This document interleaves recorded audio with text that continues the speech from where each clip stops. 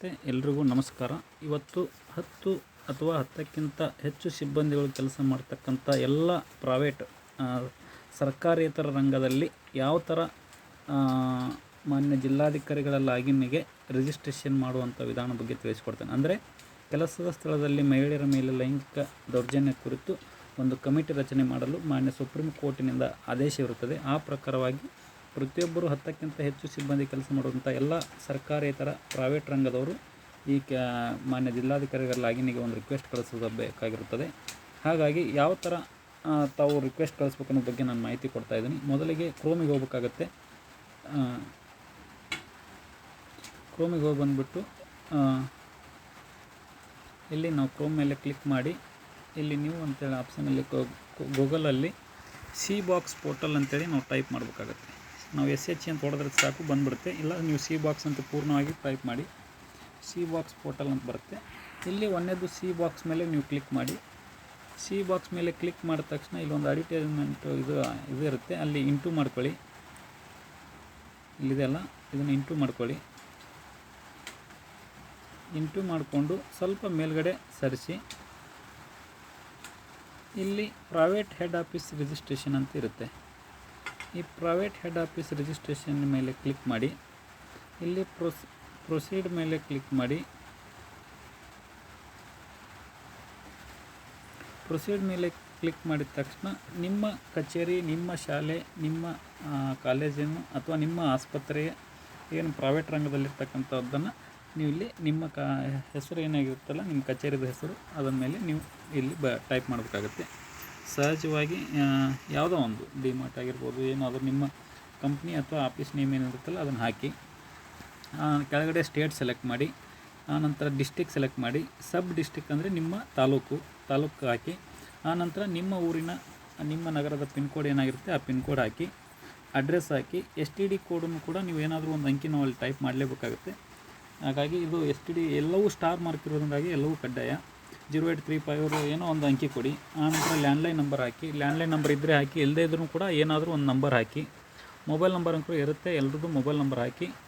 Email ID ಇರುತ್ತೆ, ನಿಮ್ಮ ಕಚೇರಿಯ ಇಮೇಲ್ ID ಏನಿರುತ್ತಲ್ಲ ಆ ಇಮೇಲ್ ID ಹಾಕಿ.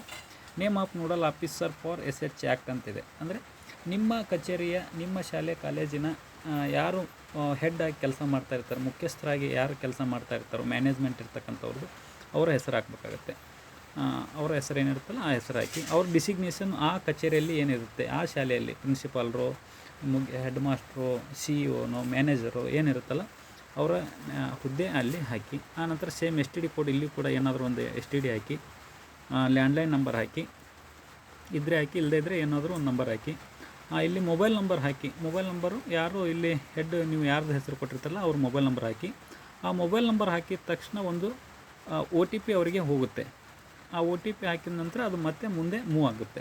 ನೆಕ್ಸ್ಟ್ OTP ಹಾಕಿದ ನಂತರ OTPಗೆ 10 ನಿಮಿಷಗಳ ಕಾಲಾವಕಾಶ ಇರುತ್ತದೆ.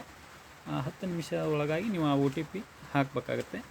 ಆನಂತರ ಇಮೇಲ್ ID, ಇಲ್ಲಿ ಕೊಡ್ತಕ್ಕಂಥ ಇಮೇಲ್ ID ನಿಮಗೆ ಮುಂದೆ ಯೂಸರ್ ನೇಮ್ ಆಗಿ ಕನ್ವರ್ಟ್ ಆಗುತ್ತೆ. ಹಾಗಾಗಿ ನಿಮ್ಮ ಕಚೇರಿಯಲ್ಲಿ ಕಮ್ಯುನಿಕೇಟ್ ಮಾಡುವಂಥ ಪ್ರಚಾರದಲ್ಲಿ ಇರ್ತಕ್ಕಂಥ ಒಂದು ಇಮೇಲ್ ಐಡಿಯನ್ನು ನೀವು ಕೊಡಬೇಕಾಗುತ್ತದೆ. ಅಂದರೆ ಕಮ್ಯುನಿಕೇಷನ್ ಮಾಡಲು ಒಳ್ಳೆಯ ಅನುಕೂಲ ಇರತಕ್ಕಂಥದ್ದು. ಸಾಮಾನ್ಯವಾಗಿ ನೀವು ಮೇಲ್ಗಡೆ ಕೊಟ್ಟಿರೋಂಥ ಇಮೇಲ್ ID, ಇಲ್ಲಿ ಇಮೇಲ್ ID ಎರಡೂ ಒಂದೇ ಆಗಿದ್ದರೆ ಒಳ್ಳೆಯದಾಗಿರುತ್ತದೆ. ಹಾಗಾಗಿ ಇಮೇಲ್ ID ಹಾಕಿ. ಆನಂತರ same select state, select district, sub district, pin code ಹಾಕಿ ಇದು ಮಾಡಿ. ನೆಕ್ಸ್ಟ್ ಇಲ್ಲಿ ರಿಲೆವೆಂಟ್ ಡಾಕ್ಯುಮೆಂಟ್ ಅಂತಿದೆ. ಅಂದರೆ ನಿಮ್ಮ ಕಚೇರಿಯ, ನಿಮ್ಮ ಶಾಲೆಯ, ಕಾಲೇಜಿನ, ಆಸ್ಪತ್ರೆಯ ಯಾವುದಾದ್ರೂ ಒಂದು ಕಾಪಿಯಲ್ಲಿ ರಿಜಿಸ್ಟ್ರೇಷನ್ ಮಾಡಬೇಕು. ಅಂದರೆ ಯಾವ ಕಾಪಿ ಅಂದರೆ ಕಂಪ್ನಿ ರಿಜಿಸ್ಟ್ರೇಷನ್, ಅಂದರೆ ನಿಮ್ಮ ಕಚೇರಿ ರಿಜಿಸ್ಟ್ರೇಷನ್ ಕಾಪಿ, ಅಥವಾ GST ನಂಬರು, ಅಥವಾ ಕಂಪ್ನಿ ಪ್ಯಾನ್ ನಂಬರು. ಅಂದರೆ ನಿಮ್ಮ ಕಚೇರಿ ಪ್ಯಾನ್ ನಂಬರು ಏನಾದರೂ ಇದ್ದರೆ ಇರುತ್ತೆ, ಪ್ಯಾನ್ ಕಾರ್ಡು ಅದು ಏನಾದರೂ ಇರುತ್ತೆ, ಅದನ್ನಿದ್ದರೆ ಹಾಕಿ. ಇಲ್ಲ ರಿಜಿಸ್ಟ್ರೇಷನ್ ಕಾಪಿ ಅಂದರೂ ಎಲ್ಲರದ್ದು ಇದ್ದೇ ಇರುತ್ತೆ, ಅದನ್ನು ಹಾಕಿ. ಇದನ್ನು PDF, JPG ಯಾವುದರಲ್ಲೂ ಕೂಡ ನೀವು ಹಾಕ್ಬೋದು. ಆನಂತರ ಅಡ್ರೆಸ್ಸು, ನಿಮ್ಮ ಕಚೇರಿಯ ಅಡ್ರೆಸ್ ಹಾಕಿ. ಅಡ್ರೆಸ್ ಹಾಕಿ ಇಲ್ಲಿ ಒಂದು ಕ್ಯಾಪ್ಚರ್ ಇದೆ, 6J90XZ ಅಂತ ಏನಿದೆಯಲ್ಲ ಆ ಕ್ಯಾಪ್ಚರ್ ಕೆಳಗಡೆ ನೀವು ಸರಿಯಾದ ಕ್ರಮದಲ್ಲಿ ಇದು ಮಾಡಿ. ನಿಮ್ಗೆ ಅರ್ಥ ಆಗದೇ ಇದ್ದರೆ ಅಂದರೆ ಬೇರೆ ಥರ ಚಾಯ್ಸ್ ಮಾಡ್ಕೊಳ್ಳಿ. ಇಲ್ಲೇ ಇದು ಆಪ್ಷನ್ ಇದೆ ನೋಡಿ, ಇದ್ರ ಮೇಲೆ ಕ್ಲಿಕ್ ಮಾಡಿ ಬೇರೆ ಥರ ತೊಗೋಬೋದು. ಹಾಕ್ಕೊಂಡು ಇಲ್ಲಿ ಕೆಳಗಡೆ ಕ್ಯಾಪ್ಚರಲ್ಲಿ ನೀವು ಟೈಪ್ ಮಾಡಬೇಕಾಗುತ್ತೆ. ಅದನ್ನು ಟೈಪ್ ಮಾಡಿ ನೀವು ಸಬ್ಮಿಟ್ ಕೊಟ್ಟರೆ ಕೆಲಸ ಮುಗಿದೋಯ್ತು. ಇದು ಎಲ್ಲ ಸರ್ಕಾರಿ ಥರ ಆಫೀಸ್ಗಳು ರಿಜಿಸ್ಟ್ರೇಷನ್ ಮಾಡುವ ವಿಧಾನ.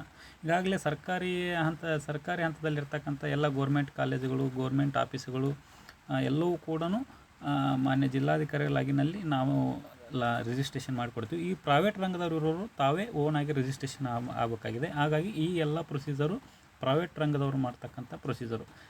ನೀವು ರಿಜಿಸ್ಟ್ರೇಷನ್ ಮಾಡಿ ನೀವು ಸಬ್ಮಿಟ್ ಕೊಟ್ಟರೆ ನಮ್ಮ ಮಾನ್ಯ ಜಿಲ್ಲಾಧಿಕಾರಿಗಳ ಲಾಗಿನ್ಗೆ ಅದು ಅಪ್ರೂವಲಿಗೆ ಬರುತ್ತೆ. ನಾವು ಅಪ್ರೂವಲ್ ಕೊಟ್ಟ ತಕ್ಷಣ ನೀವು ಆ್ಯಸ್ ಯೂಸಲ್ ಆಗಿ ಮುಂದಿನ ಕ್ರಮ ಕಳ್ಕೊಬೋದು. ನೀವು ಕೊಟ್ಟಂಥ email I D user name ಆಗುತ್ತೆ. ಪಾಸ್ವರ್ಡ್ ಬಂದುಬಿಟ್ಟು admin123# ಅಂತ ಇರುತ್ತೆ.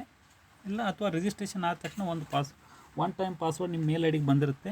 ನಿಮ್ಮ ಯೂಸರ್ ನೇಮು, ನಿಮ್ಮ email I D, password, one time password ಹಾಕೊಂಡು ನೀವು ಲಾಗಿನ್ ಆದ ನಂತರ ಒಂದು ಕಮಿಟಿ ಫಾರ್ಮ್ ಓಪನ್ ಆಗುತ್ತೆ. ಆ ಕಮಿಟಿಯಲ್ಲಿ ನಿಮ್ಮವರು ನೀವು ಯಾವ ಥರ ರಿಜಿಸ್ಟ್ರೇಷನ್ ಮಾಡ್ಕೋಬೇಕು, ಯಾವ ಥರ ಕಮಿಟಿ ಸದಸ್ಯನ ಹಾಕೋಬೇಕು ಅಂತ ಇರುತ್ತೆ. ಅದ್ರ ಬಗ್ಗೆಯೂ ಕೂಡ ನೆಕ್ಸ್ಟ್ ಒಂದು ವೀಡಿಯೋನ ಮಾಡಿದ್ದೀನಿ. ಆ ವೀಡಿಯೋನ ನೋಡಿಕೊಂಡು ನೀವು ಅದನ್ನು ಕೆಲಸ ಮಾಡಿ ಅಂತೇಳಿ ತಮ್ಮಲ್ಲಿ ವಿನಂತಿಸ್ಕೊಳ್ತೇನೆ.